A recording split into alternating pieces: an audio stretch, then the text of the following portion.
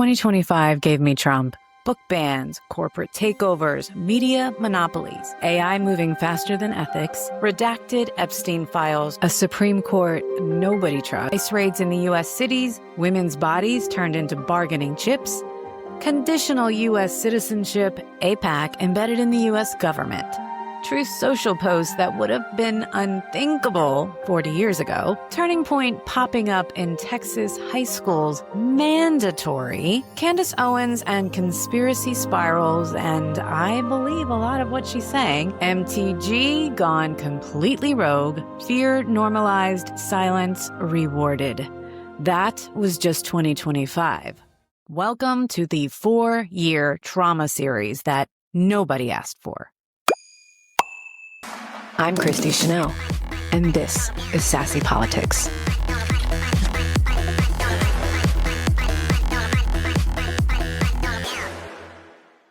Today is going to feel a little different. This is a pause, a reflection. This is my 1-year review. But honestly, it's 2 years of doing this. I didn't do a 2024 recap because I didn't even know what I was building yet. Last year, I was just finding my voice. I was experimenting, testing, talking myself into being brave enough to post, walking through personal grief, family tension, and inner battles, while the world was getting louder and darker by the day. This year, I stayed. I stayed when the headlines got heavier. I stayed when courts rolled back rights. I stayed when the election cycle turned into a trauma loop. I stayed when Project 2025 stopped sounding theoretical and started sounding inevitable. I stayed when the environment made silence feel safer and speaking freely much riskier. I didn't plan to be this political creator. I actually started this year with Love You, Miss You, Bye, a podcast that was a dedication to my mom. That's what she used to say to me when we got off the phone. Love you, miss you, bye. That show was about grief and healing, identity, and discovering who I was underneath layers of pain. I quickly learned that podcasting is therapy, especially when you're willing to tell the truth out loud. And trust me, it was not easy. But the environment changed. January, February, March, within those first 3 months of the year, everything shifted. Authoritarian language went mainstream. Women's bodies became bargaining chips. Rebranded white supremacy stopped whispering and started speaking plainly. And the system cracked loudly enough that I couldn't ignore it anymore. March 31st, 2025. That's when Sassy Politics was officially born.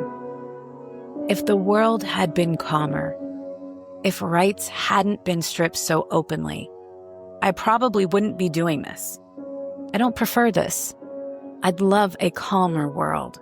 I'd be doing book reviews, true crime, talking about human behavior, mental health, music. You know, I love a good lip sync.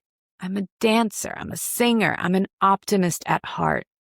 But once you see it, once you really see it, you can't unknow it.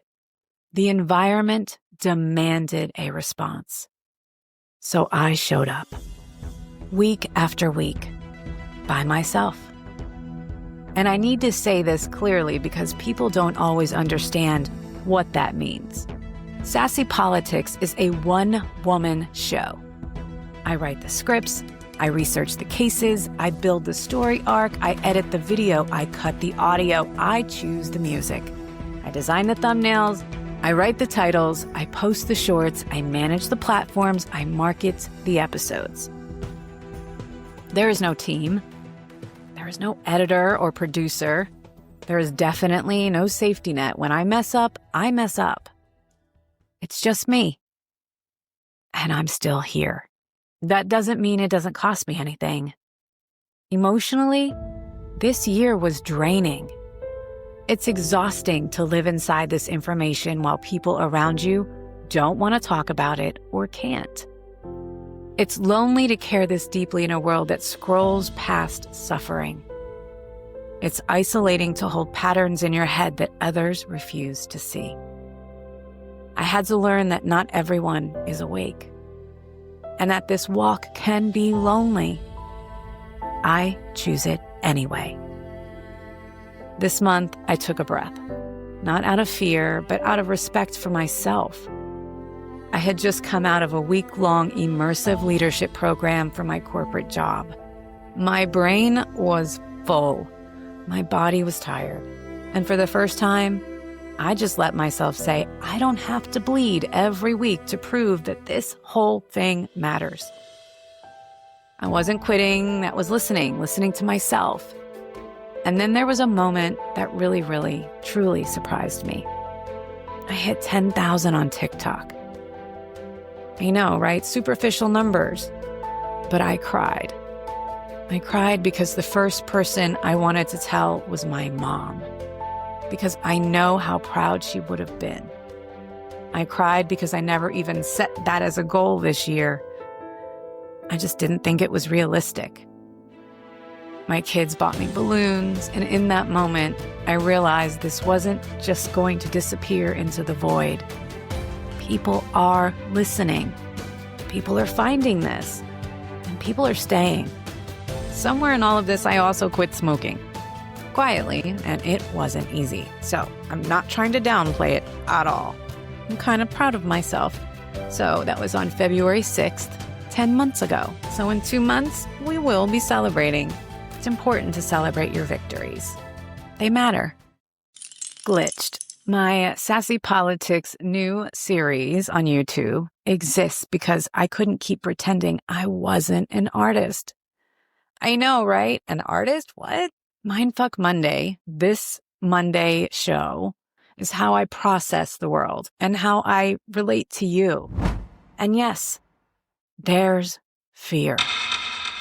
I'm afraid of being silenced, of algorithms deciding truth is inconvenient, of media being controlled by power instead of people.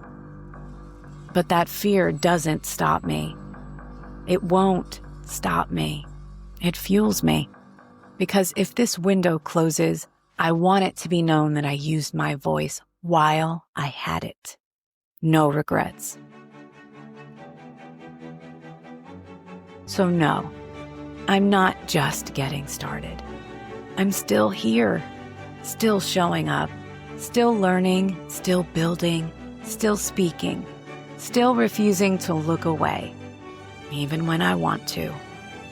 And in this environment where everything pushes people towards silence, being still here is the win. I've also learned something important this year. Even when my internal world feels lonely, I'm not actually alone. The reason I keep going is because some of you feel this too. And saying it out loud helps us find each other. That's why this matters. Looking ahead, my goals aren't about fame. They're about independence, sustainability, building something that can stand on its own. Hitting 1,000 on YouTube isn't validation, it's freedom. And eventually, I don't want to do this alone. I want a team. I want a space to go deeper, to do this well. I don't have all the answers yet.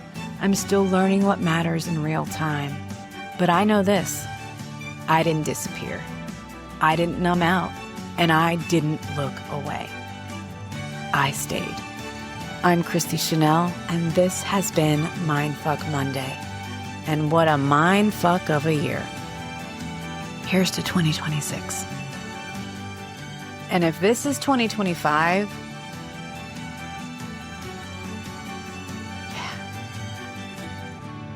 don't look away. I'll still be here.